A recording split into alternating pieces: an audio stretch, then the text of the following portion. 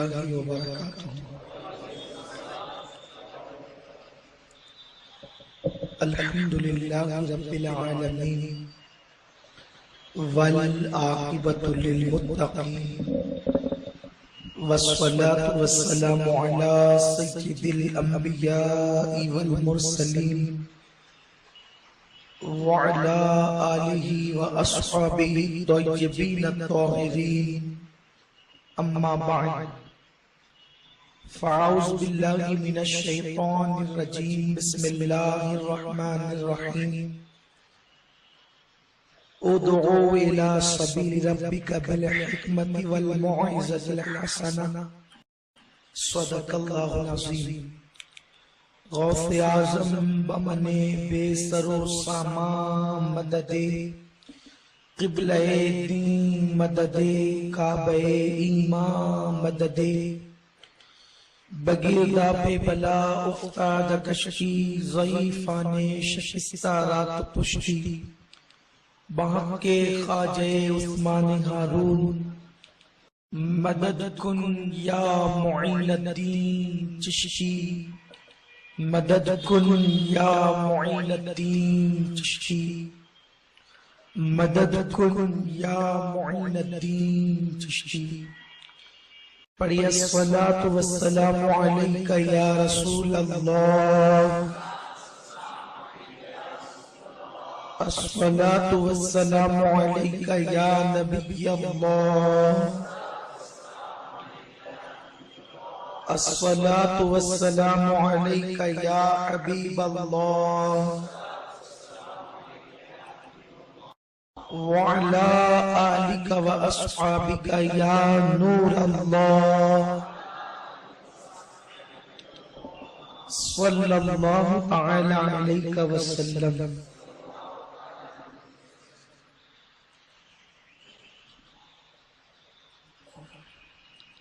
خدا کے فضل سے ہم پر ہے سایہ غوث اعظم کا، خدا کے فضل سے ہم پر ہے سایہ غوث اعظم کا، ہمیں دونوں جہاں میں ہے سہارا غوث اعظم کا۔ مریدی لا تخف کہہ کر تسلی دی غلاموں کو، قیامت تک رہے بے خوف بندہ غوث اعظم کا۔ عزیزو کر چکو تیار جب میرے جنازے کو، تو لکھ دینا کفن پہ نام والا غوث اعظم کا۔ فرشتے روکتے کیوں ہو مجھے جنت میں جانے سے، فرشتوں روکتے کیوں ہو مجھے جنت میں جانے سے، یہ دیکھو ہاتھ میں دامن ہے کس کا غوث اعظم کا۔ ندا دے گا منادی حشر میں یوں قادریوں کو، کدھر ہے قادری کر لے نظارہ غوث اعظم کا۔ جمیل قادری قربان ہو جا اپنے مرشد پر، امین قادری قربان ہو جا اپنے مرشد پر، بنایا جس نے ہم جیسوں کو بندہ غوث اعظم کا۔ آج سرکار غوث الاعظم رضی اللہ تعالی عنہ کے بیانات کے حوالے سے کچھ باتیں عرض کرنے کی سعادت حاصل کریں گے، اس لیے کہ 11ویں شریف میں جو توشہ مبارکہ کی نیاز ہوتی ہے اس میں ان سال میں حاضر نہیں تھا۔ یہ آپ لوگوں کی دعاؤں کی برکتیں ہیں کہ اللہ تعالیٰ نے جو ہے وہ سرکار مدینہ صلی اللہ علیہ وسلم کی بارگاہ میں حاضری کی شرف عطا فرمایا۔ جانا تو بغداد شریف ہی تھا، لیکن وہاں کے ملکی حالات خراب ہونے کی وجہ سے بڑوں کا مشورہ تھا کہ نہ جائیں۔ میں نے سوچا کہ اب نیت تو کی تھی وہاں جانے کی، وہاں ملکی حالات خراب ہیں تو کیا کروں، تو پھر ایسا کرم ہوا کہ غوث پاک نے ان کے نانا جان کی بارگاہ میں بھیج دیا۔ اور جو لوگ کوشش مبارکہ میں یہاں موجود تھے، پھر مدینہ منورہ سے ان لوگوں نے دعا میں بھی شرکت کی، اور اس طرح میں یہاں شریک ہو گیا، آپ وہاں شریک ہو گئے۔ اللہ تعالیٰ قبول فرمائے۔ میرے پیارے آقا علیہ السلام کے پیارے دیوانوں، جو بیانات ہیں، خطابات جس کو کہتے ہیں، یہ دعوت و تبلیغ میں ریڑھ کی ہڈی کا درجہ ہے۔ اسی لیے اللہ تبارک و تعالیٰ نے ہر نبی کو مقرر اور خطیب بنایا ہے۔ حضرت موسیٰ علیہ السلام نے جو ان کی زبان کا معاملہ تھا، تو چونکہ نبی کو خطابت اور لوگوں کے درمیان اللہ کا پیغام پہنچانا ہوتا ہے تو زبان کی ضرورت پڑتی ہے، تو اسی لیے آپ نے دعا کی تھی، رب اشرح لی صدری ویسر لی امری واحلل عقدۃ من لسانی یفقہوا قولی۔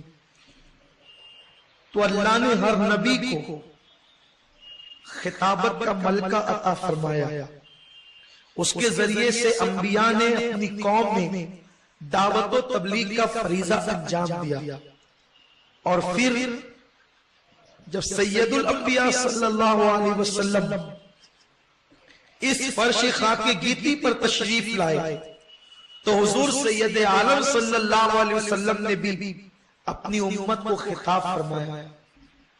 آقا علیہ السلام نے حجۃ الوداع کے موقع پر جو خطاب فرمایا وہ عالمی منشور ہے، اور وہ ایسا عظیم اور جلیل القدر خطاب ہے کہ حضور علیہ السلام کا وہ خطبہ پوری دنیا کی انسانیت کے لیے ایک عظیم قانون کا درجہ رکھتا ہے۔ میرے پیارے آقا علیہ السلام کے پیارے دیوانوں، پھر صحابہ نے بھی اس کے بعد خطابت کو ذریعہ تبلیغ بنایا، پھر اس کے بعد اولیاء اللہ نے بھی خطابت کو ذریعہ تبلیغ بنایا۔ ہر چیز کے دو پہلو ہوتے ہیں، ہر سکے کے دو رخ ہوتے ہیں، فائدہ اور نقصان۔ جیسے قلم اگر کسی عاشق رسول کے ہاتھ میں آئے، امام اہل سنت اعلیٰ عزت کی طرح عاشق رسول، تو وہ اس قلم سے نعت رسول لکھتے ہیں۔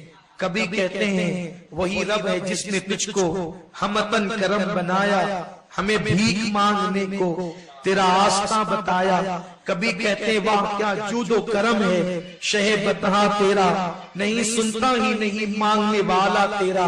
کبھی کہتے ہیں ان کی مہک نے دل کے غنچے کھلا دیے ہیں، کبھی کہتے ہیں سب سے اولا وہ اعلیٰ ہمارا نبی، کبھی کہتے ہیں کعبے کے بدر الدجا تم پہ کروڑوں درود۔ تو قلم جب عاشق کے ہاتھ میں آتا ہے حضور کی نعت لکھتے ہیں، لیکن یہی قلم اگر کسی گستاخ کے ہاتھ میں جاتا ہے وہ توہین لکھتا ہے، کسی غزل کے شاعر کے ہاتھ میں جاتا ہے وہ زلف و رخسار کی عورتوں کی بات کرتا ہے۔ قلم تو اچھی چیز ہے، ہاتھ بدل گیا انداز بدل گیا، نظریں بدل گئی نظارے بدل گئے، تو یہ چیز ہوتی ہے۔ تو خطابت بڑی اچھی چیز ہے، لیکن آقا نے جہاں خطابت کی تعریف فرمائی ہے، آقا فرماتے بہت ساری تقریریں سحر اور جادو ہوتی ہے کہ جب دل میں اتر جاتی ہے تو انسانوں کی زندگیاں بدل جاتی ہے۔ لیکن آقا نے یہاں یہ بھی فرمایا کہ مجھے میری امت میں سب سے بڑا فتنہ اپنی امت کے مقرروں سے لگتا ہے، خطیبوں سے لگتا ہے کہ ان کے ذریعے سے امت میں ایسا فتنہ پیدا ہوگا کہ امت میں نقصان ہوگا۔ تو خطابت مل جاتی ہے، آدمی جو جی میں آتا ہے بولتا ہے، جو منہ میں آتا ہے بکنے لگتا ہے، اور میرے آقا نے فرمایا وہ خطبہ جو امت میں فتنہ پیدا کرتے ہیں قیامت کے دن ان کے ہونٹ آگ کی کینچی سے کاٹے جائیں گے۔ اپنے ہاتھ میں مائی کے جو جی میں آیا بول دیا، علم غیب کا انکار شروع کر دیا، حاضر و ناظر کا انکار شروع کر دیا، حضور کو اپنی طرح کہنے پر دلیلیں پیش کرنی شروع کر دی، یعنی امت میں فتنہ پیدا کیا۔ 11ویں کو کبھی بدعت کہا، کبھی جلوس میلاد کو شرک کہا، امت میں آگ لگا دی۔ اب دو بھائی آپس میں لڑ رہے ہیں، لیکن یہ خطابت انسان کو جہنم کا ایندھن بھی بناتی ہے، اور یہی خطابت انسان کو جنت کی راہ کا مسافر بھی بناتی ہے۔ لیکن خطیب جو خطبہ دیتا ہے یا جو تقریر کرتا ہے، جو بیان کرتا ہے، اس کا مخلص ہونا حد درجہ ضروری ہے، اور جو وہ کہہ رہا ہے اس کے دل کے اندر جو بات ہے اس کو وہی کہنا چاہیے۔ دل میں کچھ ہے اور زبان پہ کچھ ہے، وہ خطیب جنات نجات کی طرف نہیں لے جاتا، نہ خود جاتا ہے بلکہ وہ منافقت کرتا ہے۔ تو غوث پاک رضی اللہ تعالیٰ کے دور میں بھی ضرورت تھی خطابت کی۔ عام طور پر اللہ والے، اللہ کے ولی ہماری طرح تقریریں نہیں کرتے تھے، بلکہ ان کے جملے بہت مختصر اور بہت کم ہوتے تھے، لیکن زندگیاں بدل جاتی تھی۔ سرکار غوث پاک کا جو اصل وطن ہے وہ گیلان ہے۔ گیلان، وہ گیلان چونکہ عربی میں گاف نہیں ہوتا تو اہل عرب اس گاف کو جیم یا غین سے تبدیل کر دیتے ہیں، تو اصل وہ گیلان کو پھر جیلان کہا گیا۔ غوث پاک رضی اللہ تعالیٰ عبد القادر گیلانی ہے، لیکن جب چونکہ گیلان جو ہے یہ عجم میں آتا ہے، عرب میں نہیں آتا، اور بغداد عرب میں آتا ہے، تو وہ وہاں سے گیلان سے جیلان ہو گئے۔ سرکار غوث اعظم دستگیر اپنے وطن سے جب تعلیم حاصل کرنے کے لیے بغداد شریف گئے، بڑی مشکلیں آئی۔ اب میں چاہوں گا کہ میں تھوڑا سا اس پہ تبصرہ کروں، تھوڑی باتیں آپ کو بتاؤں۔ دیکھو ہمارے اولیاء اللہ کی زندگی ہم کرامتیں دیکھ کر سوچتے ہیں کہ ہم بھی ویسے ہی بنے، تو ولی کرامتوں سے ولی نہیں بنتا، ولی استقامت سے ولی بنتا ہے، اور جب ولی بنتا ہے تو پھر کرامتیں دکھاتا ہے۔ کرامت سے کوئی ولی نہیں بنا ہے، ولی سے کرامتیں بنتی ہے، ولی سے کرامتوں کا ظہور ہوتا ہے۔ تو سرکار غوث اعظم دستگیر اپنی والدہ سے اجازت لے کر جب بغداد شریف آئے، تو بغداد شریف آنے کے بعد آپ سب سے پہلے وہاں پر ایک بہت بڑے بزرگ تھے جن کا نام شیخ الحماد تھا، ان کی خانقاہ میں گئے۔ رات کا وقت تھا، خادم نے آ کر جیسے اطلاع دی کہ عبد القادر نام کا ایک جوان گیلان سے آیا ہے، آپ سے ملنا چاہتا ہے۔ عمر اس کی 17-18 سال کچھ لگتی ہے۔ تو اس وقت اس بزرگ نے کہا اس سے کہہ دو کہ آج رات نہیں ملیں گے اور صبح ملیں گے۔ یعنی اس بزرگ نے آپ کا امتحان لیا کہ یہ کتنا استقامت رکھتا ہے۔ دیکھو یہ میرے غوث کی جوانی، بغداد کی ٹھنڈی بڑی کڑاکے کی ہوتی ہے کیونکہ دریائے دجلہ ہے اور دریا کا بہت بڑا اثر ہے، بڑی خطرناک سردی ہوتی ہے۔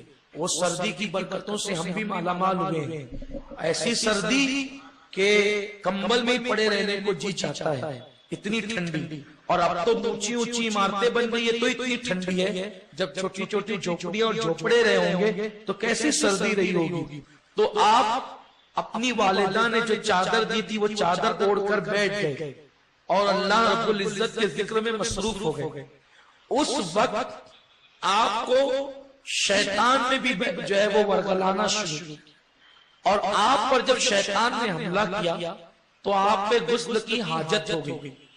آپ اٹھے، سوچا کہ مومن کو ناپاک رہنا زیبا نہیں، پہلی رات بغداد کی، اٹھ کر کے دریائے دجلہ پر گئے اور ٹھنڈے ٹھنڈے پانی سے غسل کیا، پھر آئے، پھر بیٹھے، نیند کا غلبہ ہوا، پھر غسل فرض واجب ہوا، پھر اٹھ کر کے گئے۔ اس طرح ایک رات میں آپ پر 70 مرتبہ غسل واجب، اور آپ نے اس رات میں 70 مرتبہ غسل کیا۔ یہ آپ کا امتحان تھا، یہ آپ کی آزمائش۔ اس کو بدعقیدے بڑی چستیاں لے لے کر کے کہتے ہیں کہ دیکھو ان کی کتاب میں لکھا ہے کہ 70 مرتبہ غسل فرض ہوا۔ میں کہتا ہوں تجھ پر یا تیرے باپ پر اتنی بار غسل فرض ہو تو تم مر جائے۔ یہ بھی میرے غوث کی کرامت ہے کہ 70 مرتبہ غسل فرض ہو۔ ایک بار ہونا تو یہ حالت ہوتی ہے، ایک بار ہو تو حالت یہ ہوتی ہے کہ جن پہ واجب ہوتا ہے وہ جانتے ہیں، پورا جسم نڈھال ہو جاتا ہے۔ اور میرے شیخ کی شان یہ ہے کہ اور پھر تو ناپاک پڑا رہتا ہے صبح تک اور میرا غوث دجلہ کے پانی میں غسل کرتا ہے. اب آئیے یہ کرامت کیسی ہے میرے غوث کی؟ بھائیو، ایک رات میں زیادہ سے زیادہ 14 گھنٹے ہو سکتے ہیں. ایک رات میں زیادہ سے زیادہ 14 گھنٹے ہو سکتے ہیں. تو جانا دجلہ پر، نہانا، پھر آنا، کم سے کم 1 گھنٹہ تو پکڑیں. کم سے کم 1 گھنٹہ تو پکڑیں، کیونکہ جانے کو وقت لگا، آنے کو وقت لگا، نہانے کو وقت لگا. تو اگر اس طرح جوڑے تو 14 ہی گھنٹے ہوتے ہیں. اور 14 گھنٹے سے بڑی رات پکڑے تو 16 گھنٹے، 18 گھنٹے، اس سے زیادہ بڑی رات تو ہو نہیں سکتی. تو آخر وہ رات بھی اللہ نے کتنی بڑی کر دی تھی امتحان کے لیے کہ 70 مرتبہ آپ نے غسل فرمایا. یہ ساری کیفیت شیخ حماد دیکھ رہے تھے اور پھر پتا چلا کہ آنے والا کیسا ہیرا ہے. تو پھر انہوں نے صبح کے وقت اپنی خانقاہ میں استقبال کیا، سینے سے لگایا اور خود ہاتھ چوم کر کہتے ہیں شہزادے معاف کرنا، مجھے اس امتحان کا حکم غیب کی طرف سے ہوا تھا، ورنہ مجھ میں کب ساتھی کی طرح امتحان لیتا. سرکار غوث پاک نے پھر پڑھائی کا آغاز کیا اور آپ تعلیم شروع کرتے ہیں اور پڑھتے ہیں. پڑھائی کے دور میں غوث پاک فرماتے ہیں کہ میں جو ہے وہ درخت کی پتیاں کھاتا اور میں جو ہے اللہ اکبر، مدرسے کے بچوں کا حال یہ تھا کہ وہ سیٹوں کے دروازوں پر جاتے اور اپنا حصہ لے کر کے آتے اور کھاتے. ایک بار میں بھی گیا سیٹوں کے دروازوں پر مدرسے کے بچوں کے ساتھ. میرے ضمیر نے کہا عبد القادر تو مانگے گا، تو میں واپس آیا. جب واپس آیا تو میں جنگل میں گیا تاکہ میں کچھ گری پڑی چیزیں اٹھا کے کھا لوں. تو وہاں گیا تو وہاں پہلے ہی کئی لوگ مجھ سے پہلے موجود تھے جو گری پڑی چیزوں کو ڈھونڈ رہے تھے. سرکار غوث پاک رضی اللہ تعالی نے ان حالات میں زندگی گزاری ہے. اس کے بعد جب آپ تعلیم حاصل کر کے تقریباً جو ہے 38 سال کی کم و بیش عمر میں پہنچتے ہیں تو اس وقت سرکار غوث پاک رضی اللہ تعالیٰ اپنی خطابت کا آغاز کرتے ہیں. یوں اس شان سے علم حاصل کیا، چاروں فقہ کا علم حاصل کیا غوث پاک رضی اللہ تعالیٰ نے. لیکن حالت یہ ہے، میں بھی عرض کر آیا ہوں، غوث پاک کے دور میں، چونکہ شاید آپ میں سے اکثر لوگ وہاں نہیں تھے، اشارہ دوں گا، غوث پاک کے دور میں یہ تھا کہ مسجد کے اندر جو امام لوگ تھے ان اماموں کو عیسائیوں نے قتل کر دیا تھا اور ان کی جگہ عیسائی امام بن گئے تھے. یعنی وہ دور اتنا خطرناک تھا، یعنی مولوی ملا بن کر عیسائی چلے آئے تھے، نماز وہی لوگ پڑھاتے تھے، خطبے وہی دیتے تھے، تقریریں وہی کرتے تھے، مسلمانوں کے نکاح بھی وہی کرتے تھے. اور حالات کیا تھے کہ جب وہ تقریر اور خطاب کرتے تو اس میں 6-6 گھنٹے کی تقریریں ہوتی، 4-4 گھنٹے کی. اور جب تقریر کرتے تو اللہ اس کے محبوب کی تعریف کرتے اور تعریف میں یہ ہوتا کہ بیچ میں 2-4 جملے اپنی طرف سے حضور کی توہین کے ڈال دیتے تاکہ لوگوں کے دل میں کسی طرح آقا کے لیے نفرت پیدا ہو جائے. دیکھو اس زمانے سے یہ سلسلہ شروع ہوا ہے اور آج کے دور تک ہے اور آج کے بعد قیامت تک یہ سلسلہ رہے گا حضور سے دور کرنے کا. آپ لوگ کہتے ہیں فلاں مقرر صاحب آئے شہر میں، دیکھو کیسی تقریر کرتے ہیں. ہم نے سنی علماء سے بھی ایسی تقریر نہیں سنی جو فلاں صاحب سے سنتے ہیں. آپ کتنے سنی علماء کو جانتے ہیں؟ آپ اپنے علماء کی توہین کیوں کرتے ہیں؟ آپ نے کتنے سنی علماء کو اب تک دیکھا ہے؟ آپ عجیب بات کرتے ہیں، آپ کے پاس وقت نہیں ہے، زبان سنبھال کر بولو. ارے بدعقیدوں سے قرآن کی تلاوت سننے کے لیے منع کیا گیا ہے، آپ تقریر سننے جاتے ہیں کیونکہ وہ 10 بات 50 بات اچھی کرے گا، ایک بات ایسی کر دے گا جس سے آپ کا ایمان چلا جائے گا. اس لیے جو رسول اللہ کے منکرین ہیں، آقا کریم کی عظمت کے منکرین ہیں، ان کی محفلوں میں جانا ہی حرام ہے. گئے بس خطرے کی گھنٹی گلے میں لٹک گئی. اس لیے کبھی بدعقیدوں کی محفل میں نہ جاؤ. 50 بات اچھی کرے گا، ایک بات کچھ نہ کچھ گھسیڑ دے گا. آپ نہیں دیکھتے ایک صاحب کے بارے میں مجھے کہا گیا کہ فلاں صاحب بڑی اچھی تقریر کرتے ہیں، آپ سنیں. میں نے کہا میں نہیں سنا، میرے پاس ہمارے بڑے بڑے علماء موجود ہیں، ہم ان کو سنیں کہ ان کو سنے کا نہیں، تھوڑا تو سن لیں. تو میں نے کہا کہ چلو تم کہتے ہو تو تمہارا دل رکھنے کے لیے ایک کلپ سنا دو.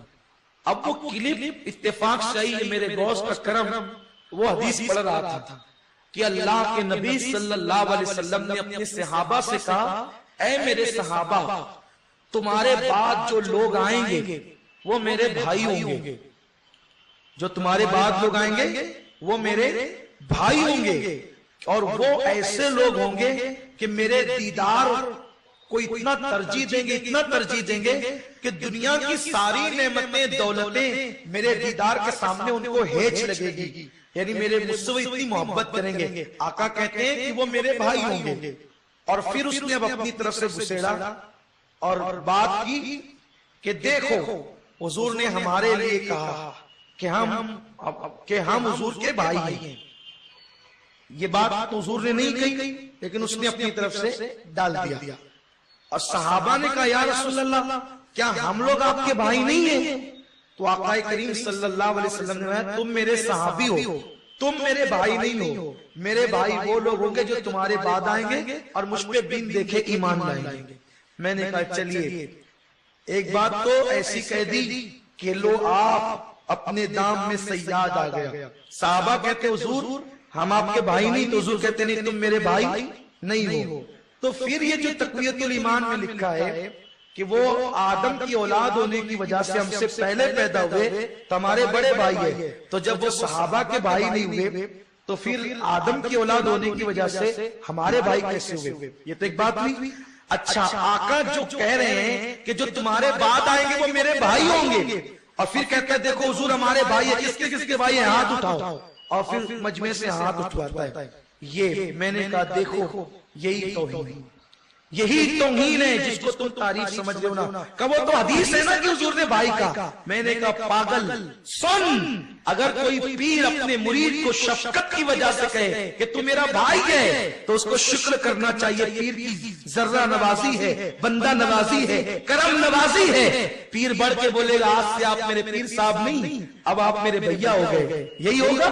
نہیں، ارے پیر نے بھائی کا، یہ اس کی کرم نوازی ہے، لیکن تم اس کو پلٹ کر بھائی نہیں کہہ سکتے۔ تو آقا نے ہمیں بھائی کہا، یہ ان کی کرم نوازی ہے، ہم پلٹ کر حضور کو بھائی، یہ حضور کی توہین ہے۔ تب اسے سمجھ میں آیا، اور اس صاحب کو اس نے جو ڈیلیٹ کیا ہے تو آج تک کے بفضل تعالیٰ پھر ان کی طرف نہیں گیا۔ تو اس لیے بد عقیدوں کی گفتگو نہیں سننی چاہیے۔ تو اس زمانے میں بھی ایسا ہی تھا، ایسے لوگ منبر لگاتے تھے اور اونچی اونچی تقریریں اڑان کے ساتھ کرتے تھے، اور ان کو عربی اتنی مضبوط آتی تھی کیونکہ انہوں نے عربی جو سیکھ رکھی تھی، عربی انتہائی مضبوط تھی ان کی، اور سلاست کے ساتھ وہ عربی بولتے تھے، تو ان کی عربی کی وجہ سے ان کو بڑا ناز تھا ہمیں عربی آتی ہے، اور وہ اس میں فلسفے، منطق اور الاں اور فلاں خوب باتیں کرتے تھے۔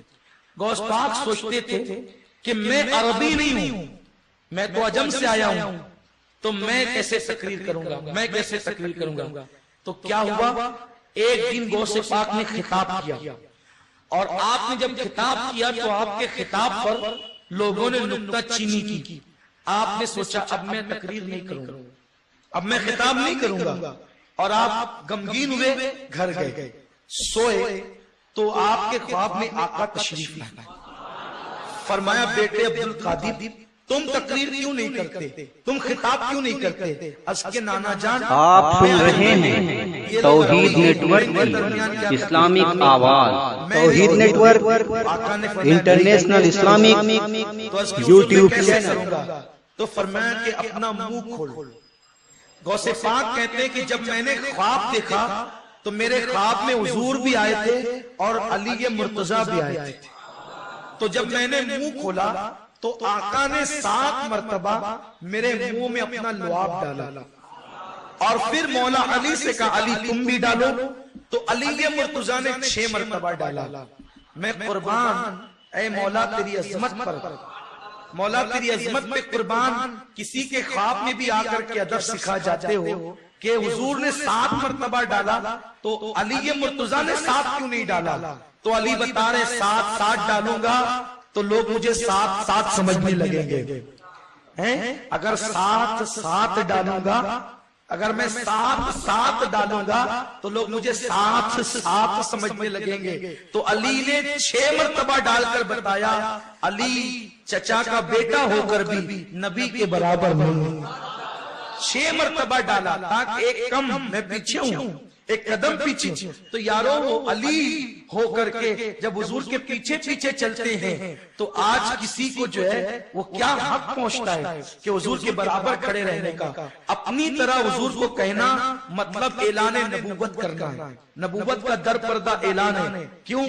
اگر کوئی کہے کہ میں ٹیچر، تو یہ ٹیچر ہونے کا دعویٰ کیا نا، میں ٹیچر کی طرح تو ٹیچر ہونے کا دعویٰ کیا، میں وکیل کی طرح تو وکیل ہونے کا دعویٰ کیا، میں انجینئر کی طرح تو انجینئر ہونے کا دعویٰ کیا. تو کہتے ہیں میں نبی کی طرح یا نبی میری طرح، تو اس کا مطلب تم نے کہا کہ میں بھی نبی ہوں معاذ اللہ، تو تم نبوت کا دعویٰ کر رہے ہو، اور جو نبوت کا دعویٰ کرے وہ کافر ہو جاتا ہے. تو آپ کہیں گے کیا اللہ نے قرآن میں نہیں کہا کہ اے محبوب آپ فرما دیجئے کہ میں تمہاری طرح بشر ہوں، قل انما انا بشر مثلکم، یہ نہیں فرمایا اللہ نے؟ تو اللہ نے تو یہ ضرور کہا، لیکن اللہ تبارک و تعالیٰ نے اپنے حبیب سے جو کہلوایا تو اس کے آگے یہ بھی کہلوایا کہ مجھ پر وحی آتی ہے. یہ جو اللہ تبارک و تعالیٰ نے اتشنا فرمایا نا کہ حبیب آپ یہ کہہ دیں کہ مجھ پر وحی آتی ہے، تو یہاں آ کر کے آپ کا معاملہ ختم ہو جاتا ہے کہ آپ حضور کی برابری کی بات کریں.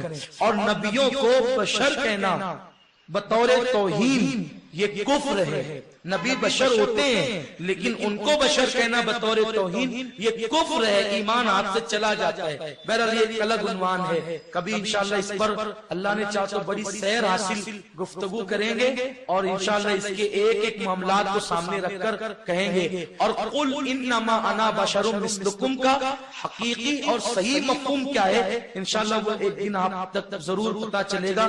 کبھی ذہن میں رہا تو ہم سیرت النبی کے عنوان پر اس کو لینے والے تھے لیکن میں ہی غائب تھا، اس لیے اب میں کیا کسی کو کہہ سکوں.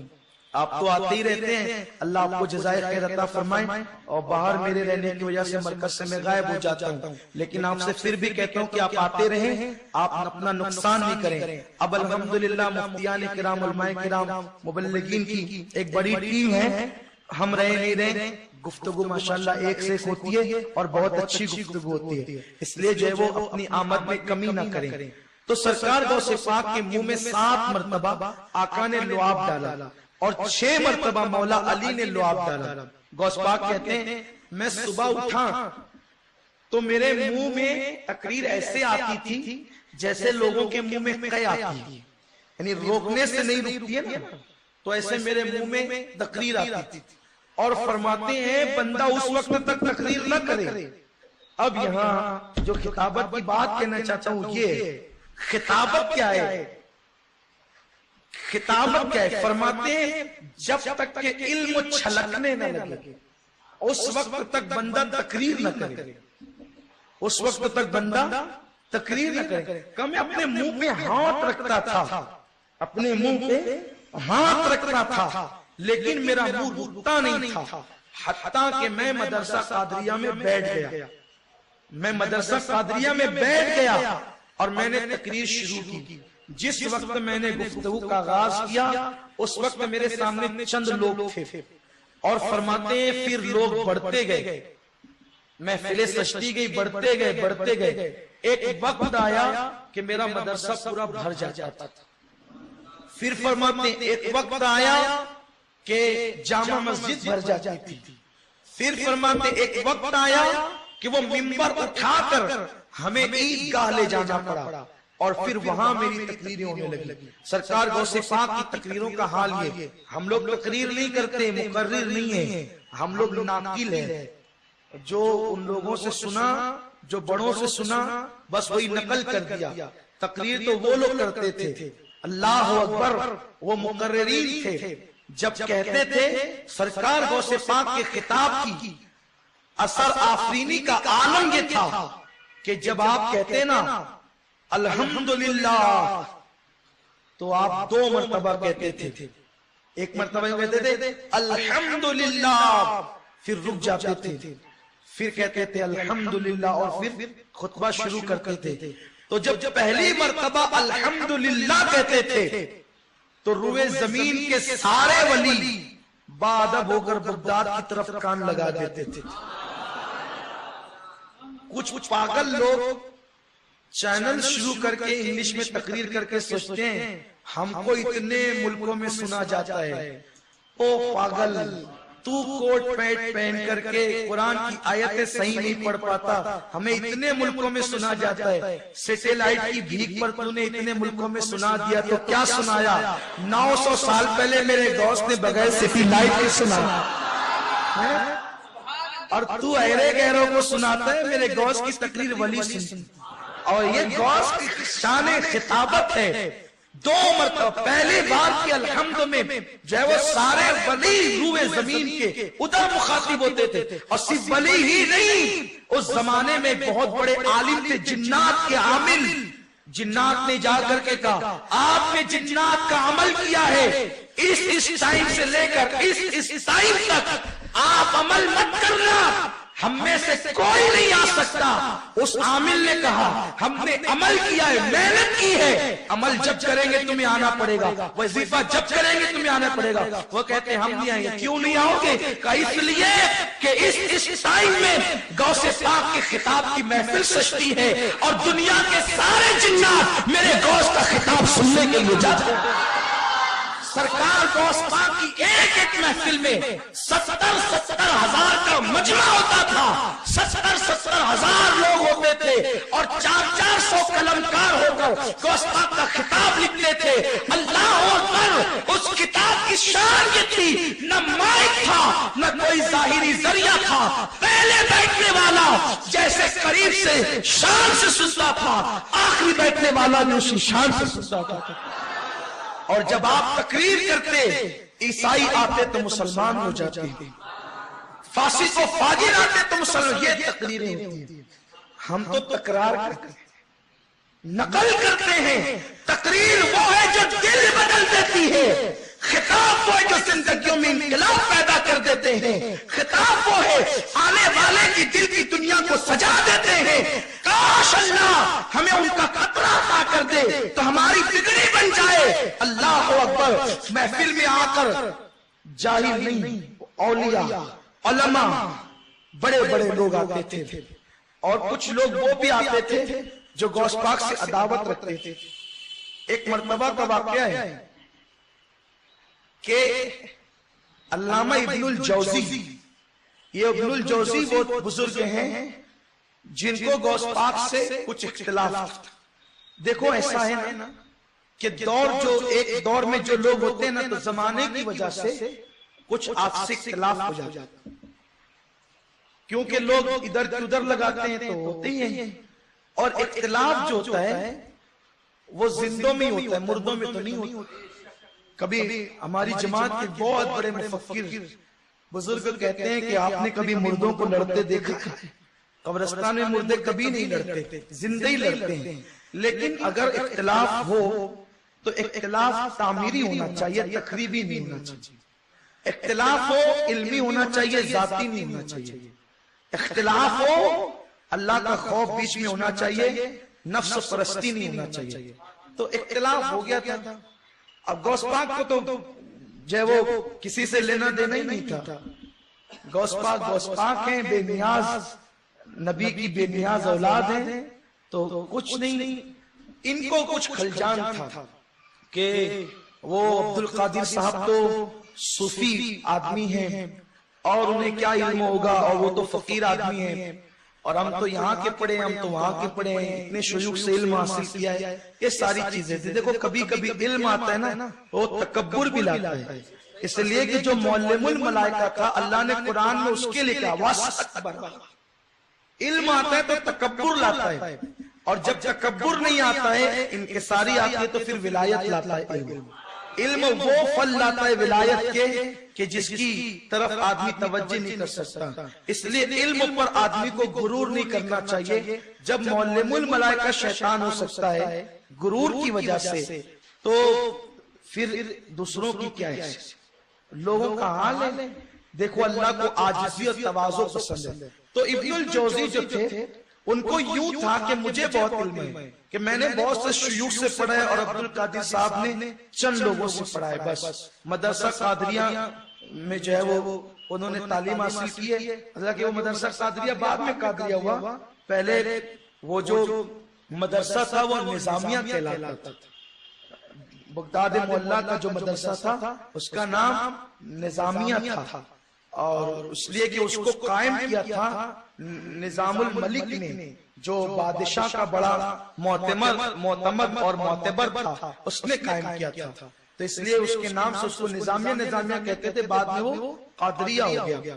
تو انہوں نے تو اتنوں سے پڑھا ہے، ہم نے تو بہت سے پڑھا ہے. اور واقعی ابن الجوزی تھے بھی ایسے محدث، اتنے بڑے محدث ہیں کہ جب ان کی علم حدیث پر ہم نے جو ہے وہ کچھ کتابوں کو دیکھا، بہت تو کتابیں ہم نہیں پڑھتے، کبھی کبھی جو ہے وہ اللہ کی توفیق سے کچھ عبارتیں کہیں سے پڑھ لیتے، باقی ہمارے مبلغین اور علماء سے جو کچھ سننے کی توفیق ہوتی ہے انہی سے سن کے بول دیتے ہیں. تو سن کے بولنے میں عافیت سمجھتے ہیں، کیونکہ اگر کوئی پوچھے گا کہ بھئی آپ کہاں سے بولے تو بتا دیں مولانا غفران سے سنا ہے، تو لوگ انہی کو پکڑے، ہمیں کوئی کیوں پکڑے گا، اس میں آسانی ہوتی ہے. تو یہ چیزیں ہوتی ہیں. تو بہت بڑے محدث تھے، علم حدیث پر بڑی نظر، بڑی گہری نظر، علم قرآن پر بھی بڑی گہری نظر. تو غوث پاک کی محفل میں تقریر میں صاحب جاتے تھے، ان سے ابن الجوزی کے تعلقات تھے. تو وہ جائیں تقریر سن کے آئیں تو یہ تانا دیں آپ تو وہاں جاتے ہیں، آپ وہاں جاتے ہیں. ایک دن انہوں نے کہا آپ نہ جایا کریں. اس کے بعد کیا ہے، کیوں جاتے ہو؟ کہا آپ جائیں تو سمجھے نا کہ اس کے پاس کیا ہے، آپ چلیے میرے ساتھ. آپ بیٹھے بیٹھے وہاں ڈینگے مارتے ہیں، کبھی چلیے تو صحیح سنیے کہ کیا ملتا ہے وہاں. اس لیے کہ روکنا آسان ہے، لیکن گلاب کی خوشبو پر لوگ پیرا نہیں بٹھا سکتے. اور جسے اللہ دیتا ہے، اللہ پاک جسے عطا کرتا ہے، پھر اس کو احسار میں نہیں لیا جا سکتا. اس لیے اللہ کی رضا پہ راضی رہنا چاہیے. ابن الجوزی سے کہا آپ ایک بار چلیں میرے ساتھ، ایک مرتبہ ایک بار چلے تو صحیح، ایک بار چلے تو صحیح. دیکھو محفلوں میں جانے والے بھی ایسے ملنے چاہیے کہ مخالفین کو کھینچ تان کے لائے، چلے تو صحیح، چلے تو صحیح. اس زمانے میں غوث پاک کی محفل میں کھینچ کے لاتے تھے، آج کی محفل میں غلامان غوث پاک کے پاس لانا چاہیے. دوسرے لوگ اپنی مولوی کیا لے جاتے، آپ اپنے سنی علماء کیا لائیے. چلو تو وہ کہتے ہیں تمہارے سنی علماء تو لڑنے کی بات کرتے ہیں، اس کو کہتے چل تو صحیح، سن تو، لڑنے کی بات کون کرتا ہے. لوگوں نے بدنام کر رکھا ہمارے علماء کو، ورنہ ہمارے علماء نے کبھی لڑائی کی بات نہیں کی ہے. ہم نے تو ہمیشہ اور ہمارے بزرگوں نے دلیل سے جواب دیا ہے. اگر جواب دے نہیں لڑائی ہے تو یہ بھی کوئی بات ہوئی. چونٹی کو بھی حق ہے کہ اس کی جو ہے وہ بل پر کوئی پیر رکھے تو چوٹی کاٹ کر کے کہتی ہے پیر ہٹا. تو پیر ہٹانے کے اشارے کو آپ یہ کہنا کہ چوٹی نے کاٹ لیا تو تو نے بل پہ پیر کیوں رکھا؟ اس کے گھر پہ پیر رکھنے کا تجھے حق نہیں ہے. اور اگر تو نے پیر رکھ دیا ہے تو اس کو حق ہے اپنے گھر کے تحفظ کا. تو نادان جب چوٹی کو اپنے گھر کے تحفظ کا حق ہے تو کیا ہم سنیوں کو اپنے ایمان اور عقیدے کے تحفظ کا حق نہیں ہے؟ اگر کوئی بولے گا ہم جواب ضرور دیں گے. ارے اللہ نے زبان دی ہے، ہم زبان کا استعمال کر رہے ہیں، اور ورنہ تقاضا تو کچھ اور ہے. اللہ تبارک و تعالیٰ نے تو یہاں تک ارشاد فرمایا ہے وَجَاهِدُوا فِي اللَّهِ حَقَّ جِهَادِهِ، مگر تقاضے کچھ باتوں پہ مجبور کرتے ہیں. حق تو یہ ہے کہ آج جہاد باللسان ہو رہا ہے تو ہمیں حق ہے اور ہمیں اپنی ذمہ داری نبھانی ہوگی، کیونکہ جب تک حق نہیں کہیں گے حق تک نہیں پہنچ سکتے. تو ابن الجوزی سے کہا چلے تو صحیح. یہ جو ابن الجوزی تھے بڑے محدث تھے، لیکن نہ چاہتے ہوئے بھی آگے تو چادر سر پہ ڈال کر یوں چادر تاکہ کوئی دیکھے نہیں، چادر یوں سر پہ ڈال کر کنارے ان کے ساتھ بیٹھ گئے. کیونکہ جب کوئی بہت بڑا ہوتا ہے، بڑا نہیں کوئی اپنے آپ کو بڑا سمجھتا ہے تو پھر وہ کہیں جانے میں آر محسوس کرتا ہے، اور کہیں جائے تو سوچتا ہے کہ پھر ہم ہی بولے سب، ہم ہی سنائے سب، ہم ہی فاتحہ بھی پڑھیں، ہم ہی قرات بھی کریں، ہم ہی دعا بھی کریں، ہم ہی تعویذ بھی دیں، ہم ہی مرید سب ہم ہی کریں. ٹھیک ہے پٹیاں بھی آپ ہی آ کے بچھا لیں، پٹیاں بھی آپ ہی اٹھا دیں. جب سبھی کرنا چاہتے ہیں تو یہ بھی کریں، سبھی کرنا چاہتے ہیں تو یہ بھی تو نیکی ہے. صرف دعا تو نہیں نیکی ہے نا، کبھی پٹیاں بھی بچھائے نا، تو لیکن ایسا نہیں ہوتا. اللہ توفیق عطا فرمائے، اللہ ہم سب کو اخلاص کی دولت عطا فرمائے. تو پھر یہ ہوا کہ وہ ڈال کر کے یوں بیٹھ گئے. اب بیٹھے تو غوث پاک کی محفل کا مزاج یہ تھا، آپ قاری قرآن سے کہتے تھے. دیکھو خود اتنے بہترین قاری تھے لیکن قرأت خود نہیں کرتے تھے، کیونکہ اللہ کے یہاں سنت الہیہ کام تقسیم کرنا. تو آپ نے قاری سے کہا قرآن پڑھ، اور وہ قرآن کی ایک آیت پڑھتا اپنے انداز میں. اب قرآن کی جب آیت پڑھی پھر اب آپ نے اس کی تفسیر کرنا شروع کی. جب قرآن کی آیت کی پہلی تفسیر کی تو وہ جو صاحب لائے تھے قادری تھے. قادری ہوتے بڑے کلیل ہے اور اڑیل ہے، اس لیے کہ پیر ایسا ملا ہے بھائی، جب پیر شے دینے والا ہونا پھر مرید مانتا نہیں، اور اپنا پیر اپنے کو شے نہیں دیتا ہے. مریدی لا تخف، مریدی لا تخف، لا تخف. مرید ہے تو کہا لا تخف، اللہ ربی، میرے مرید، گھبرانا نہیں، ڈرنا نہیں. اس لیے دنیا کے کسی خطے میں قادری ڈرتا نہیں ہے. جو ڈرتا نہیں ہے وہی قادری ہے، اور جو کسی سے مرعوب ہو جائے اسے اپنی قادریت کو چیک کرانا چاہیے.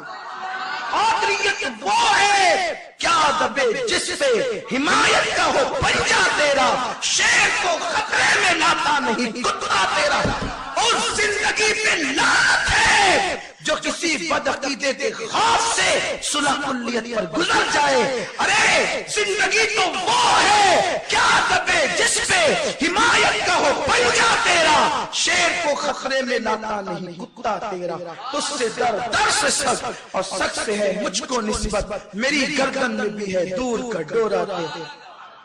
کب تک مصلحتوں سے کام چلتا رہے گا، عقیدے کی بلندی کی عظمتوں کو کب چھوؤ گے، کب تک مصلحتوں کی باتیں کرتے رہو گے.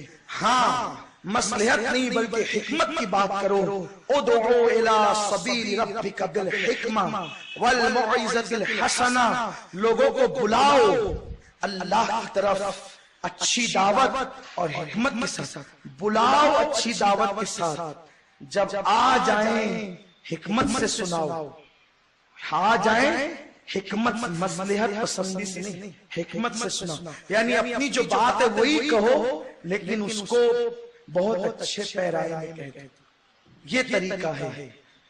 تو پہلی تفسیر بیان کی وہ قادری علامہ ابن الجوزی میں بڑی تعظیم کرتا ہوں. تعظیم کیوں کرتا بھی آپ کو خود ہی تم بھی کرو گے.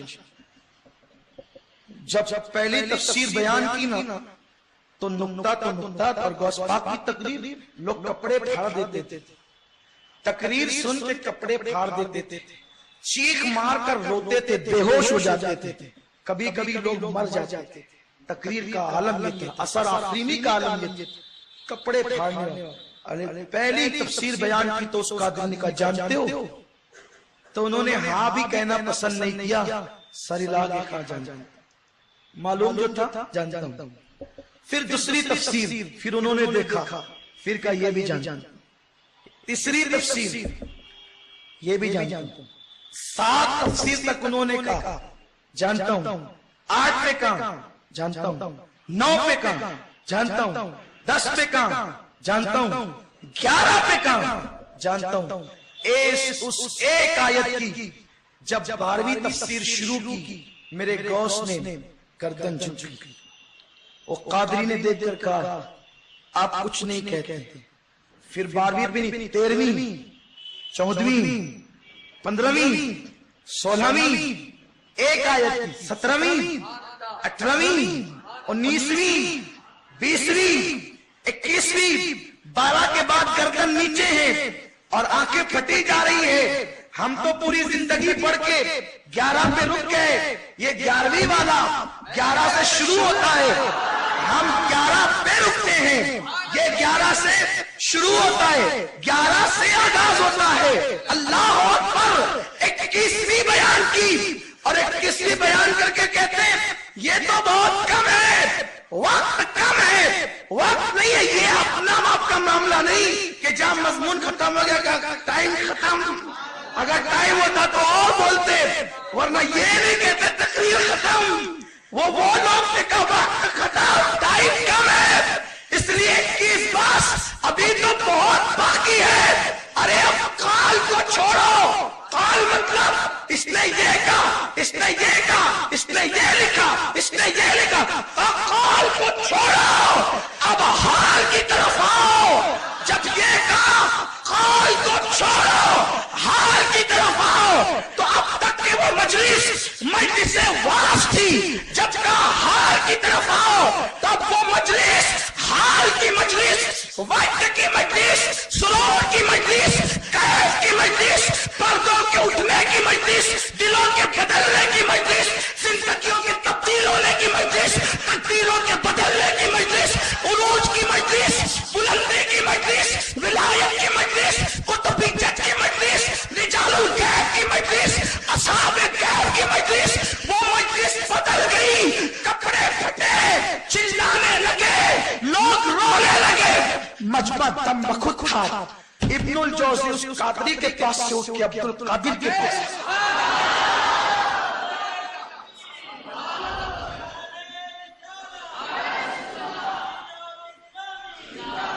اس قادری کے پاس سے اٹھ کر میرے غوث کے، اور وہ قدموں میں تڑپ رہے تھے، قدم پکڑ کے کہتے تھے، وہ صحیح کہتے، ہم پڑھ کر یہاں تک نہیں پہنچے، آپ کی شان میں توبہ کرائیں اور اپنے غلاموں میں شامل فرمائیں. یہ غوث پاک کا خطاب تھا، یہ غوث پاک کی تقریریں تھیں. اور پھر اب میرے پاس ٹائم کا، اللہ آپ جانتے ہیں، میرا رب بھی جانتا ہے تقریر ختم نہیں. کچھ عناوین ایسے جو کبھی ختم نہیں ہو سکتے. میلاد، معراج، غوث پاک، امام حسین، چند عناوین ایسے ہیں کبھی یہ ختم ہو جائیں دنیا ختم ہو جائے. یہ وہ عنوان ہے جو کبھی ختم نہیں ہوتا.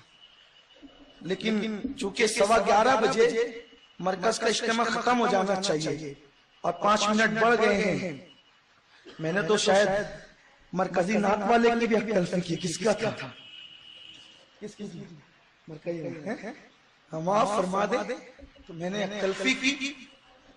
کبھی 10 منٹ آپ اپنی تقریر میں سے زیادہ نکال کے مقیم بھائی کو دے دیں گے، وہ کبھی پڑھ دیں گے انشاءاللہ. اچھا ہم تو یہ بھی لائے تھے، لیکن وہی ٹائم کا مسئلہ تھا.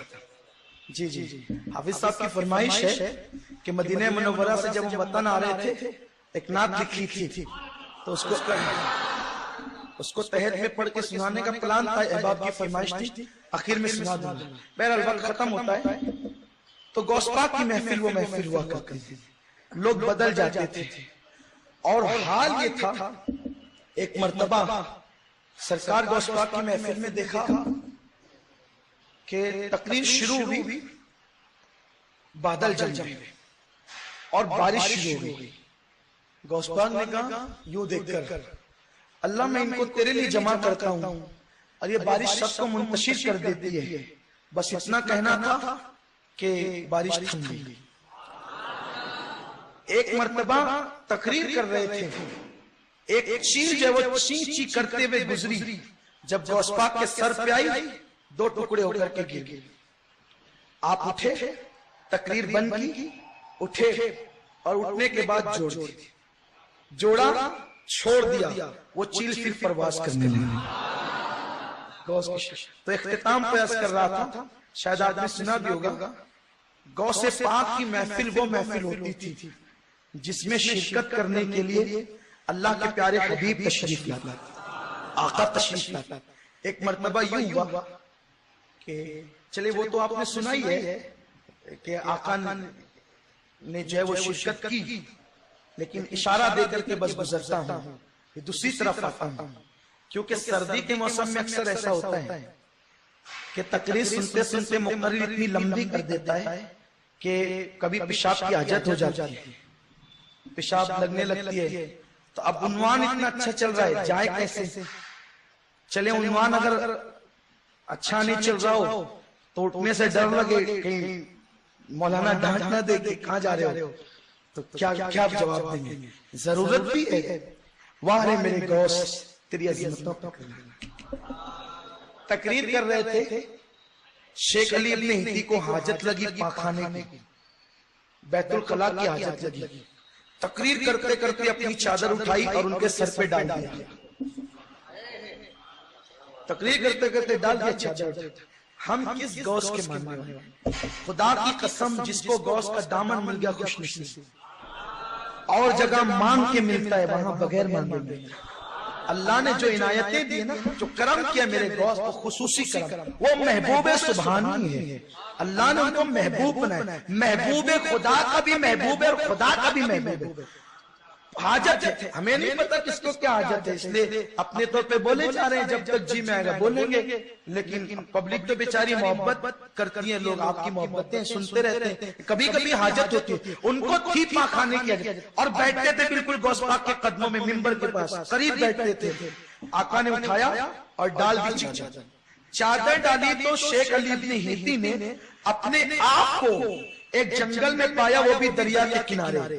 غوث کو معلوم ہے کہ حاجت کیا ہے اور اس کے لیے انتظام کیسا ہونا چاہیے۔ ارے صحرا میں نہیں پہنچا دیا، جنگل میں، یہ پانی ڈھونڈتے رہیے دریا کے کنارے، اور پھر اس کے بعد ہوا یوں، یہ گلے میں چادر لٹکائے ہوئے جو ہے وہ بیٹھے ہوئے تھے، اب اسی حالت میں جنگل میں پہنچے، چادر اٹھائی اور ببول کے درخت پہ ڈالا اور بیٹھ کے فراغت کی اور وضو وغیرہ کیا، تو ابھی یہ جو ہے وہ گلے کی چادر ببول کے درخت سے اٹھا نہیں سکے تھے، کیونکہ کچھ ثبوت بھی تو فراہم کرنے تھے نا، ایسا نہیں ہو کہ کچھ کا خواب میں ہو گیا، خواب میں ہو گیا، ایسا نہیں ہوا۔ تو پھر کیا ہوا، جب یہ چادر اٹھا نہیں پائے تھے، وضو کر کے اٹھے کہ غوث پاک نے اپنی چادر ہٹا لی، چادر ہٹائے تھے، بالکل فریش بیٹھے ہوئے تھے، وضو کے قطرے بھی تھے، اور فراغت کے بعد جو راحت لگتی ہے وہ راحت بھی تھی، لیکن سوچ رہے تھے کہ میں گیا کہاں تھا بھی۔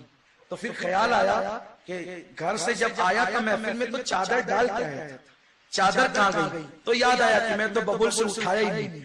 اب جب یہ یاد آیا کہ میں تو ببول سے اٹھایا ہی نہیں، میرے غوث نے پھر سنا دل کی فریاد، پھر چادر ڈالی، پھر چادر چیک کی نہیں ملی، پھر چادر ڈالی، اب اپنے آپ کو وہی پایا۔ جب وہاں پایا تو پیشاب وغیرہ کے آثار موجود تھے، وضو کے پانی جہاں وضو کیا تھا گیلی جگہ موجود تھی، وہ دیکھ رہے ہیں، پھر چادر اٹھائی، ادھر چادر اٹھائی، ادھر میرے غوث نے اپنا دامن اٹھایا، اب چادر کے ساتھ محفل میں موجود۔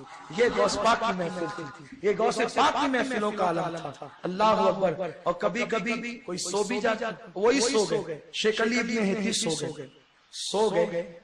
دیکھو تقریروں میں اگر کوئی سو جائے، مقرر کو بہت موڈ آف ہوتا ہے، ایک سونے والے پر، دوسرا بیٹھ کے بات کرنے والے پر، تیسرا ادھر ادھر دیکھیں، کیونکہ وہ بیچارہ اپنی پوری انرجی لگا دیتا ہے مائک پر، اور آپ ادھر دیتے ہیں ادھر، بہت غصہ آتا ہے۔ مجھے نہیں آتا، پہلے آتا تھا، اب نہیں آتا، جب سے یہ حکایت پڑی تب سے نہیں آتا، پہلے آتا تھا۔ اس لیے کہ سرکار غوث پاک کا ہی کرم ہے کہ جس وقت میری عمر 14-15 سال کی تھی کم و بیش، تب سے میں تقریر کرتا ہوں۔ تو کبھی کبھی ایسا ہوتا تھا تو غصہ آتا تھا کہ ہم بول رہے لوگ سن نہیں رہے، لیکن جب میں نے پڑھا کہ غوث پاک کی تقریر میں لوگ سو جاتے تھے تو سوچا کہ اپنی تقریر میں سوئے تو پھر کیا بات ہے، کوئی مسئلہ تھوڑی ہے، اپنے کون سے بڑے لوگ ہیں اور اپنی حیثیت کیا ہے، اللہ ان کے گھر کے کتوں میں شمار کر لیں تو اپنی معراج ہو جائے، اپنے مقدر کی معراج ہو جائے۔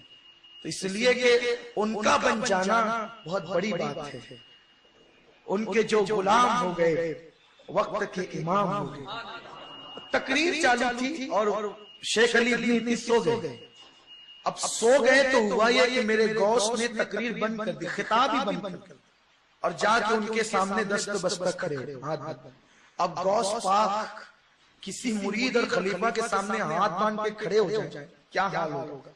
لیکن وہ سو رہے تھے، اپنی دھن میں تھے، سو رہے تھے۔ نیند بھی عجیب ہوتی ہے، اس پہ کوئی کنٹرول ہی نہیں ہوتا ہے، آدمی سو جاتا ہے، ٹھیک سو گیا تو سو گیا۔ ہمارے یہاں سو جائے تو وہ کھو جاتا ہے، جملے چھوٹ جاتے ہیں، وہاں سونے میں کیا ہوتا ہے، سبحان اللہ۔ غوث پاک ہے، خدا کی قسم، واہ کیا مرتبہ اے غوث ہے، بالا تیرا، اونچے اونچوں کے سروں سے قدم، جب سو گئے تو ہاتھ باندھ کے کھڑے ہیں غوث پاک. لوگ حیران ہیں کیا ہوا. پوری مجلس پر سناٹا تھا, خاموشی چھائی ہوئی, ایک دم سناٹا. پھر اس کے بعد یہ اٹھے, ممبر پر آئے اور پھر خطاب شروع کیا. جب خطاب ختم ہوا لوگوں نے اس کی حضور آج تو عجیب ہو گیا, کیا ہو گیا؟ آپ کھڑے ہو گئے علی ابن ہیتی کے سامنے, مجھ سے کیوں پوچھتے ہو عجیب ہو گیا؟ علی ابن ہیتی سے پوچھو کیا ہوا. جب ان سے پوچھا کیا ہوا, کہنے لگے جب میری آنکھ بند ہوئی تو میں نے دیکھا کہ جب غوث پاک خطاب کر رہے تھے تو حضور بھی تشریف لائے تھے, مولا علی بھی آئے تھے, اور آقا کہتے تھے کہ علی دیکھو اپنا بیٹا کیسا خطاب کرتا ہے. یہ کہا حضور نے. تو پھر اس کے بعد غوث پاک مسکرا کے کہتے تھے علی ابن ہیتی سوتے سوتے دیکھ رہا تھا اور ہم جاگتے جاگتے دیکھ رہے ہیں. یہ شان میرے غوث کی ہے. اور اختتام اسی پہ ہوتا ہے کہ یہ ساری جو چیزیں ملتی ہے یہ تو ان کا حصہ تھا جو ان کو ملا, لیکن ان کے صدقے کسی کو بھی مل سکتا ہے, وہ تو نہیں, اس کا کچھ صدقہ, اس کی ضرورت کیا ہے. دیکھو بس اپنے مبلغین کو خاص طور پہ اور آپ سب کے لیے عام طور پہ. ایک دن غوث پاک کے صاحبزادے جب غوث پاک تقریر کے لیے جا رہے تھے, کہنے لگے ابا جان بابا آج ہم بھی تقریر کریں گے, آج ہم بھی خطاب کریں گے. غوث پاک نے کہا بیٹے شوق سے کرو, اچھی بات ہے, کرو, ہم بھی کریں گے. ٹھیک ہے کرو. ایسا ہوتا ہے نا, بچے سوچتے ہیں کہ کوئی نعت پڑھا تو ہم بھی کریں, کوئی تقریر کرے تو ہم بھی کریں, اچھی بات. کہا ٹھیک ہے کرو. اب یہ کرنے کے لیے ممبر پہ بیٹھے تھے, یہ دلیل یہ دلیل یہ دلیل, یہ خوب دلیلیں دی, کسی نے کچھ نہیں کہا. سب بیٹھے اپنے اپنے میں, ہاں سن رہے ہیں. اچھا کیوں؟ میں اکثر اپنے مبلغین سے کہتا ہوں لوگوں کو بار بار یہ مت کہا کرو بولو سبحان اللہ. ٹھیک بول دیا, اچھی بات, منع بھی نہیں کرتا, بلوائے تو عیب بھی نہیں سمجھتا, لیکن بار بار تنگ مت کیا کرو. ایک آدھ بار بول دے چلو اچھا. ارے تم بات ایسی کرو کہ تمہیں کہنا نہ پڑے, تمہیں کہنا نہ پڑے, وہ خود سے کہے سبحان اللہ. اس منزل پر پہنچو. اقبال بڑا اپدیشک ہے, من باتوں میں موہ لیتا ہے, گفتار کا غازی بن تو گیا, کردار کا غازی بن نہ سکا. بلواؤ, منع نہیں کرتا, میں مخالف نہیں ہوں, لیکن اپنے آپ میں وہ صلاحیت مانگو, کہہ دو تو پھر کہہ دو, لیکن وہ منزل ملتی کب ہے؟ تو شیخ غوث پاک کے شہزادے کہہ رہے ہیں, لوگ جو ہیں سن رہے ہیں, کچھ بھی کسی نے نہیں کہا. انہوں نے تقریر ختم کی کیونکہ ذہن میں ایک بات تھی, جیسے ابا کے لیے کپڑے پھٹتے ہیں, بے ہوشی ہوتی ہے, چیخ پکار ہو جاتی ہے, اپنے لیے بھی ہوگی لیکن مجمع مس سے مس, ان کی بات نہیں ہے, وہ بات ادھر سے ہے.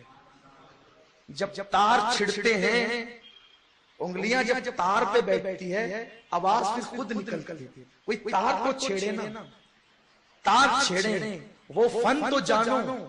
اللہ کاش سب سے پہلے مجھ فقیر قادری پر یہ بات وا کر دے, اللہ تعالی ہمارے لیے آسان کر دے. ہم بھی اسی راہ کے متلاشی ہیں, ان کے کفے پاک کو ڈھونڈ رہے ہیں, کاش کہ وہ خیرات مل جائے. تو جب انہوں نے تقریر ختم کر دی, ختم ہو گئی, اب غوث پاک بیٹھے تھے. آج چونکہ وقت تو انہوں نے لے لیا تھا, غوث پاک کو بڑی تقریر کرنی نہیں تھی.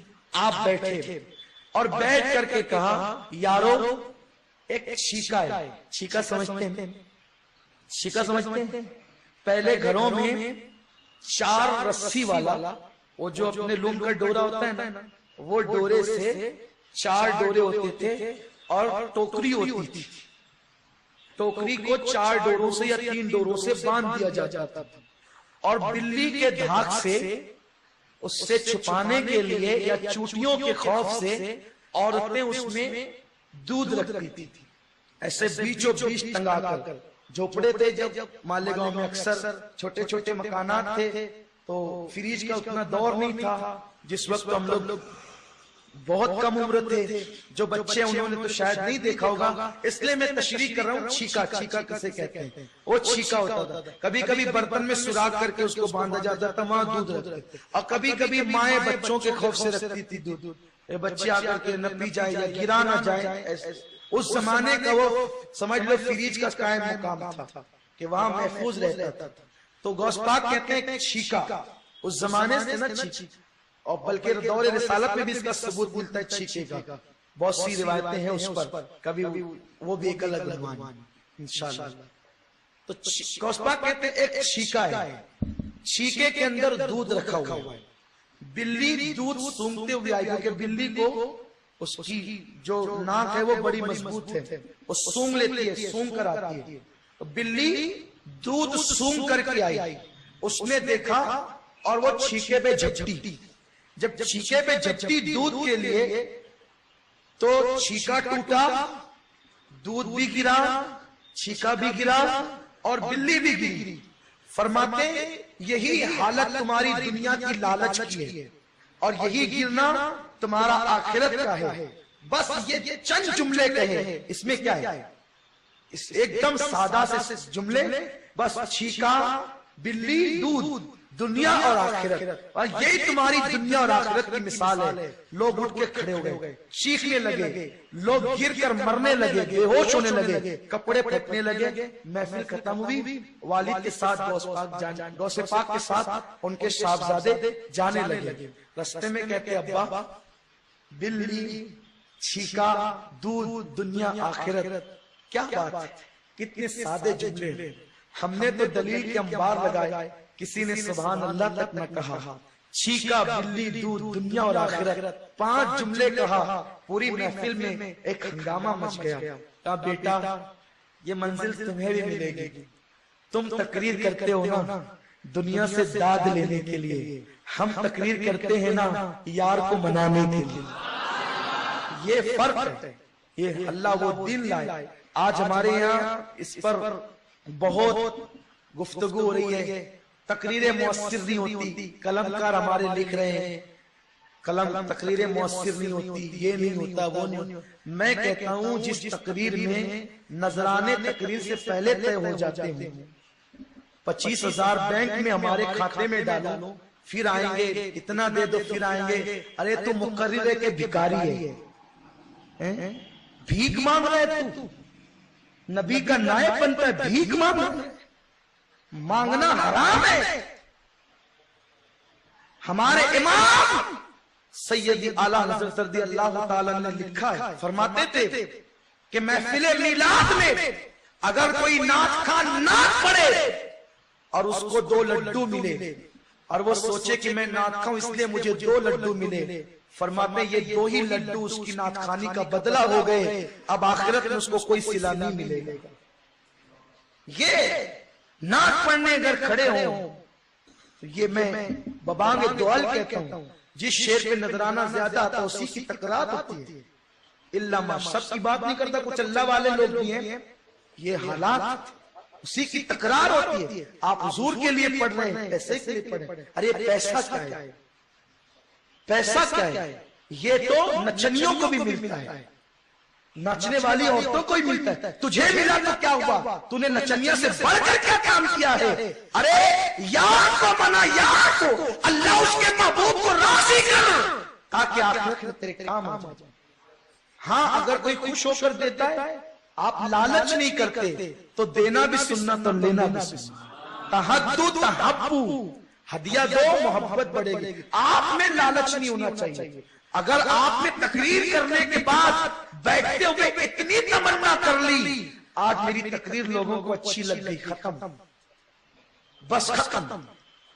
نظر اللہ اس کے محبوب پہ ہونی چاہیے. جب خطابات کا یہ انداز ہوگا تو پھر لوگ اس محفلوں کی یاد تازہ ہوتے دیکھیں گے جو میرے غوث کی محفل تھی. وہ محفل تو اب نہیں آ سکتی، نہ غوث نہ وہ محفل. وہ تو بڑی شان والے آقا ہیں لیکن ان کا صدقہ مل سکتا ہے. اور ہمیں بھی چاہیے کہ ہم اپنے انداز کو بہت محتاط بنائیں. اللہ تعالیٰ توفیق نصیب فرمائیں. اب وقت تو ختم ہو گیا ہے لیکن حافظ صاحب کی فرمائش ہے، اگر آپ اجازت دیتے تو میں تہت میں نعت پڑھ دوں. حالانکہ ابھی بہت کم دن کے لیے گئے تھے، وقت کم لے کر کے گئے تھے، اس لیے کہ جو لوگوں سے وعدہ کر لیا تھا تقریروں کا پروگرام کا سب مان گئے. کچھ لوگوں نے کہا نہیں آپ نے وعدہ کیا تو آنا پڑے گا، تو میں نے کہا کہ پھر ٹھیک ہے جانا ہی پڑے گا. تو ایک دن مکہ شریف حاضری رہی اور 5 دن مدینہ منورہ حاضری رہی. مدینہ شریف میں بھی ایک نعت لکھی ہے لیکن وہ تھوڑی مشکل ہے اور پھر کبھی سنا دیں گے. اب میں کوئی شاعر نہیں ہوں, دیکھیے میں آپ کو بار بار کہتا ہوں کوئی شاعر نہیں ہوں, نہ کوئی شاعر ہوں, نہ کوئی محقق ہوں, نہ کوئی مفکر ہوں, نہ کوئی مقرر ہوں. میں جو کچھ ہوں صرف فقیر قادری ہوں اور مجھے اسی پہ ناز ہے. یہ قبول ہو گیا تو سارا بیڑا پار ہے. تو اس لیے میری باتوں کو میں پھر کہہ دیتا ہوں, پہلے بھی کہا ہوں کہ بھائی قانون پہ مت تولا کرو. ہم اپنے انداز میں کہہ دیتے ہیں, اس لیے اگر قانون والی سننا ہے تو پھر جو لوگ دوسرے ہم سے سن لیں, اپنی تو دیوانگی والی ہے. تو اس لیے میں اپنی نعت جلدی کسی کو دیتا بھی نہیں ہوں تاکہ وہ پڑھے, لیکن کوشش ہے سرکار قبول فرما لے. تو جب میں فلائٹ میں بیٹھا ہوا آ رہا تھا, فلائٹ قریب آ رہا تھا ہندوستان سے, تو حضور کی بہت یاد آ رہی تھی. اس لیے آ رہی تھی کہ بہت کم دن رہنے ملے, بہت کم دن, اور ذمہ داریاں ہیں, مجبوریاں ہیں. تو عرض کیا ہے ایک بار درود شریف پڑھ لیں. اللہ رب محمد صلی اللہ علیہ وسلم نحن عباد محمد صلی اللہ علیہ وسلم. مولانا غفران صاحب شاعر آدمی ہیں اور آپ لوگ بھی ماشاءاللہ شعر و ادب کی محفل میں جاتے آتے رہتے ہیں, اور مالیگاؤں میں شعر و ادب کی جو ہے وہ ایک عظیم آماج گاہ ہے اور علم کا گہوارہ ہے, ساری چیزیں ہیں. تو خود میرے محلے میں روزانہ عشاء کے بعد سے فجر تک 3-350 شاعر بیٹھتے ہیں. لیکن ایسی کوئی شاعری اللہ تعالیٰ قبول کر لے جس کا جو اللہ تعالیٰ سب قبول کرے, جو لکھتے ہیں پڑھتے ہیں. جدائی یا رسول اللہ تیرے در سے جدائی ہے, جدائی یا رسول اللہ تیرے در سے جدائی ہے. آقا فرماتے ہیں بات شعر حکمت ہوتے ہیں. درجنوں تقریروں میں کبھی کبھی کوئی بات ایسی نہیں نکلتی جو کبھی کبھی ایک ایک شعر میں آ جاتی ہے. اور شعر کی قدر ہمیشہ اہل دل کرتے ہیں, جنہیں شاعری اور اہل دل ہی نہیں ہو کیا جانے شعر اور شاعری. جدائی یا رسول اللہ تیرے در سے, اس لیے محفل میں زندگی کے ساتھ شعر سننا چاہیے. جدائی یا رسول اللہ تیرے در سے جدائی ہے, میری مجبوریاں مجھ کو وطن میں کھینچ لائی ہے. لکھنؤ والے نہیں مان رہے تھے, جگدیش پور والے, اور بہت سے کام بھی تھے, ذمہ داریاں بھی تھی. تو میری مجبوریاں مجھ کو وطن میں کھینچ لائی ہے. مدینے کی بہاروں میں وہ دن کتنے مزے کے تھے, مدینے کی بہاروں میں وہ دن کتنے مزے کے تھے.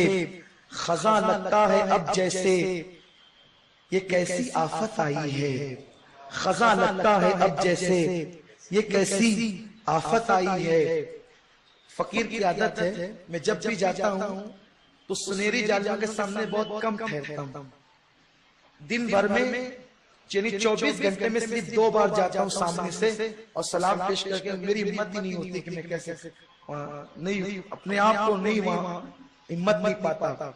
تو پھر کیا کرتا ہوں, جتنی دیر بھی اللہ توفیق دیتا ہے حضور کے قدموں میں آ کے بیٹھ جاتا ہوں. وہ ایک گلی ہے وہاں پر جو مسجد نبی شریف کے اندر, وہ گلی جو ہے نا وہیں آ کر حضور کے قدمین, بس سمجھ لو مزار شریف کی جالیاں یوں ختم ہوئی اور یہاں وہ جگہ اتنے قریب بیٹھنے کا موقع ملتا ہے.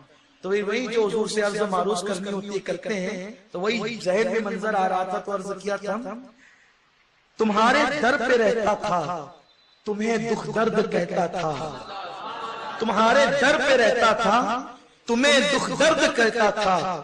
کہوں اب داستاں کس سے میرے آقا دہائی ہے, کروں اب داستاں کہوں اب داستاں کس سے میرے آقا دہائی ہے. اس مرتبہ جو بلڈنگ میں مکان ملا تھا تو حرم سے بالکل تیسری بلڈنگ تھی. تو مجھے ہمارے برادر عبد المتین رضوی نے جو ٹور کے ذمہ دار ہیں ایسے روم میں ٹھہرایا تھا کہ میں اٹھ کے کھڑے ہوتا تھا تو گنبد خضرا نظر آ رہا. ایسا روم مل گیا تھا اس مرتبہ, تو اسی کو بیان کیا ہے. کبھی گنبد کو تکتا تھا, کبھی گنبد کو تکتا تھا, کبھی جنت کی کیاری میں، کبھی گنبد کو تکتا تھا، کبھی جنت کی کیاری میں، وطن میں اب وہی دن رات باتیں یاد آئی ہے، وطن میں اب وہی دن رات باتیں یاد آئی ہے، احد میں آنا جانا اور بقیہ پاک کا منظر، احد میں آنا جانا، احد وہ پہاڑ آقا کہتے ہیں میں اس سے محبت کرتا ہوں، وہ مجھ سے محبت کرتا ہے، احد جنتی پہاڑ ہے، اور وہاں حضرت امیر حمزہ اور شہدائے احد کے مزار ہے، وہاں جا کر جو بھی دعا کرو جلدی قبول ہوتی ہے۔ تو احد میں آنا جانا اور بقیہ پاک کا منظر، احد میں آنا جانا اور بقیہ پاک کا منظر مجھے مغموم کرتا ہے، بڑی مشکل جدائی ہے، مجھے مغموم کرتا ہے، بڑی مشکل جدائی ہے۔ اور سنیری جالجوں کے پاس کھڑے رہو نا تو ایسا لگتا ہے کہ ماں آنچل ڈال کر تسلی دے رہی ہے۔ اسی کو عرض کیا ہے تمہارے پیار نے آگوش مادر کو بلایا تھا، یا رسول اللہ تمہارے پیار نے، ارے ماں کیا پیار دے سکتی ہے، اس سے بہت زیادہ تو وہ دیتے ہیں، ان کے سامنے ماں کا پیار آدمی بھول جاتا ہے۔ تمہارے پیار نے آقا، تمہارے پیار نے آگوش مادر کو بلایا تھا، وہ لمحے یاد آئے آنکھ اب آنسو بہائی ہے، وہ لمحے یاد آئے آنکھ اب آنسو بہائی ہے، پے حسنین و حیدر فاطمہ و حضرت حمزہ، پے حسنین و حیدر فاطمہ و حضرت حمزہ، مدینے جلد بلوانا یہی دل میں سمائی ہے، مدینے جلد بلوانا یہی دل میں سمائی ہے، مدینے آؤں جاؤں بار بار آقا تیرے در پر، مدینے آؤں جاؤں بار بار آقا تیرے در پر، ملے اس اذن حضوری پھر میری بگڑی بنائی ہے، ملے اذن حضوری پھر میری بگڑی بنائی ہے، میرے خوابوں میں آنا اور میرے دل میں سما جانا، میرے خوابوں میں آنا اور میرے دل میں سما جانا، یا رسول اللہ میرے خوابوں میں آنا اور میرے دل میں سما جانا، میری بگڑی بنانا تم نے لاکھوں کی بنائی ہے، میری بگڑی بنانا تم نے لاکھوں کی بنائی ہے۔ جب نعت لکھ رہا تھا سوچا میں اس قابل کب سے ہوں کہ نعت لکھنے لگوں، میری تو یہ حیثیت ہی نہیں ہے، یہ نعت آئی کیسے؟ اچھا فقیر کی عادت ہے میں نعت اور قلم کاغذ لے کے کبھی لے کر نہیں بیٹھتا ہوں، جیسے ذہن میں آنے لگتا ہے اس سے قلم مانگا اس سے کاغذ نکالا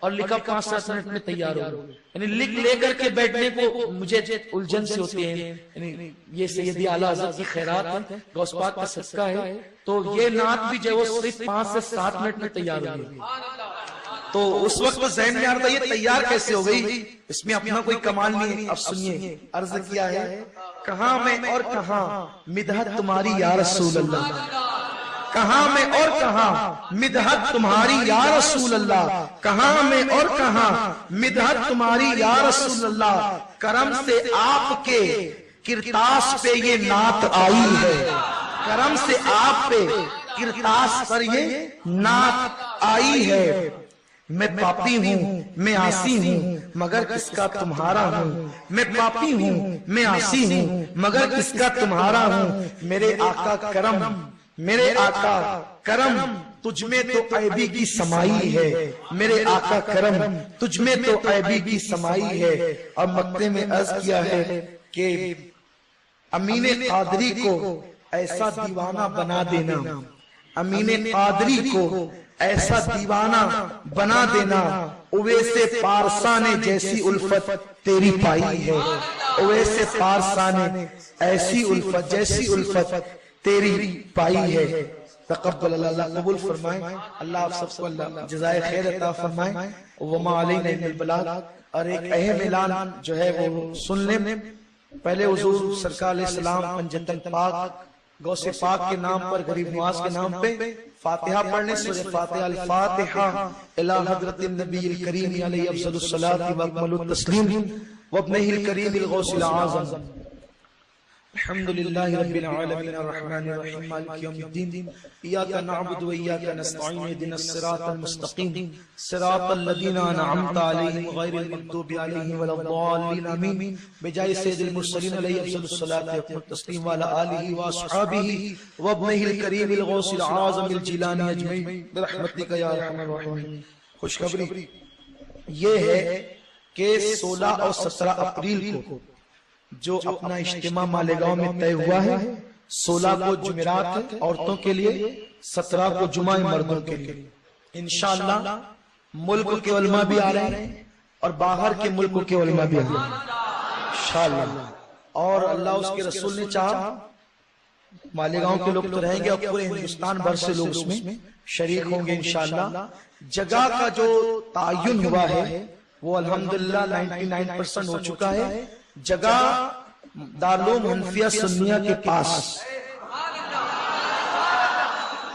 درے گاؤں کی تقریباً انشاءاللہ کم و بیش 100 ایکڑ زمین پر اپنا اجتماع انشاءاللہ، کم و بیش 100 ایکڑ زمین پر اجتماع ہوگا، اور اس کی تیاری اب ابھی سے آپ لوگوں نے شروع کر دینی ہے اور ابھی سے لگ جانا ہے۔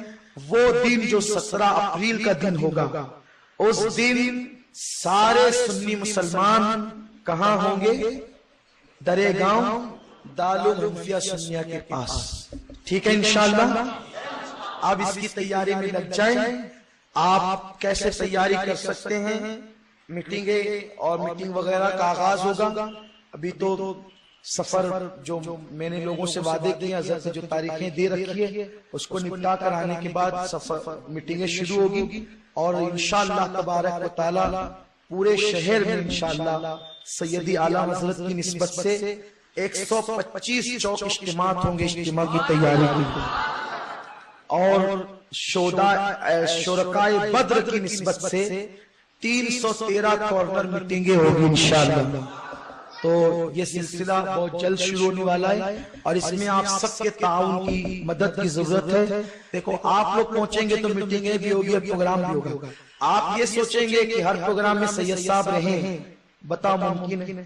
ایک وقت میں تو میں ایک ہی جگہ رہ سکتا ہوں، دوڑ بھاگ کے 2 جگہ پہنچ جاؤں، 3 جگہ پہنچ جاؤں، ہر جگہ تو پہنچ نہیں سکتے۔ تو جہاں بھی میٹنگ ہو، پروگرام ہو، آپ ضرور پہنچیں، اور اپنا طریقہ یہ بنائیں، اکیلے نہیں جانا۔ جہاں پروگرام ہو 4-5 دوستوں کو سمیٹ کر لے لیں، ٹھیک ہے انشاءاللہ۔ اس شان کے ساتھ اجتماع کرنا ہے، اور اجتماع کو 9 سال کے بعد اجتماع ہو رہا ہے، ایک تاریخی اجتماع بنانا ہے کو انشاءاللہ۔ سب اس کے لیے تیار ہیں؟ وقت کی قربانی دیں گے نا سب انشاءاللہ؟ کوئی ہاتھ ہی نہیں اٹھا رہا ہے